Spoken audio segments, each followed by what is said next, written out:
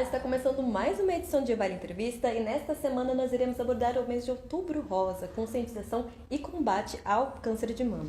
Para falar sobre isso, nós estamos com o Dr. Paulo de Tarso. Eu agradeço a sua disponibilidade, doutor. Muito obrigado, Thaís. É um prazer poder falar aqui com você a respeito do câncer de mama por Vale.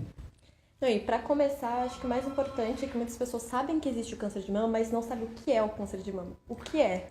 O câncer de mama é uma proliferação de um crescimento de um nódulo, de um tumor. Muitas pacientes referem isso como se fosse um caroço. E esse caroço ele pode surgir normalmente a partir de uma determinada faixa etária, em que ele é mais comum. Mas o que é o câncer? Ele se diferencia de um tumor benigno pela capacidade dessas células que crescem de terem a capacidade de disseminar-se, de se disseminar para outras regiões do corpo. Isso então é o câncer, chama-se câncer, né? E existem tipos diferentes de câncer de mama? Existem vários tipos de cânceres de mama. Os mais comuns é o chamado carcinoma, que é um tumor que é o mais comum.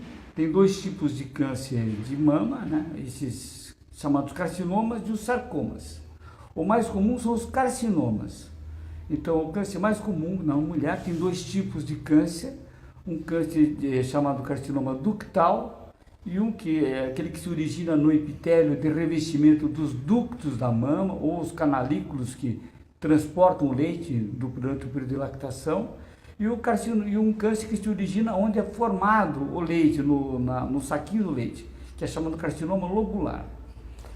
Quais são os principais fatores de risco para uma mulher desenvolver o câncer de mama? Bom, o principal fator de risco para o desenvolvimento de câncer de mama, nós temos vários fatores de riscos, mas eu diria que o câncer é uma doença genética, ela é multifatorial. Então, nós temos como fator de risco principal o histórico familiar em primeira geração, quando a mulher refere histórico familiar de câncer de mama ou de ovário em primeira geração, isso significa mãe, filha ou irmã.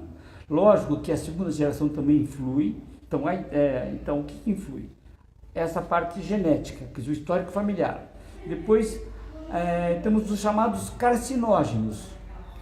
O que é carcinógeno? Por exemplo, então, o cigarro. O cigarro é um fator de risco conhecido para câncer de mama. Não só para câncer de pulmão, como a maioria das pessoas fala, mas para doença cardiovascular, câncer de outros tipos de câncer de próstata, câncer de intestino, mas câncer de mama também. Então, é um fator de risco. Outro fator de risco que nós temos é o álcool. Hoje nós vemos que as meninas jovens, inclusive, estão bebendo muito. Então, esse é um fator de risco também muito importante, a ingestão de álcool, né? A obesidade é outro fator de risco. São estilo de vida, são algumas coisas que nós podemos fazer, né? Uhum. A outra coisa é o sedentarismo. Quer dizer, exercício físico é muito importante. A pessoa que pratica exercício físico tem um risco menor de vir a desenvolver câncer ou até de melhorar. A pessoa muitas vezes portadora de um câncer de mama, de retardar ou até melhorar.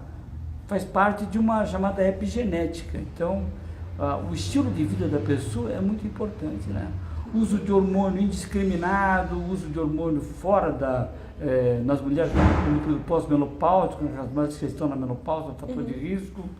Nós sabemos que as mulheres que têm a sua primeira menstruação cedo, a primeira nós chamamos de menarca, ou a menopausa tardia, depois dos 50 anos, 55 anos, elas têm maior risco. Quer dizer, quanto mais cedo tem a primeira menstruação, abaixo dos 11 anos, 10 anos, 9 anos, ou uma menopausa tardia, ela teoricamente fica exposta à ação dos hormônios ovarianos, os hormônios produzidos pelo ovário, um tempo maior. Isso é um fator de risco.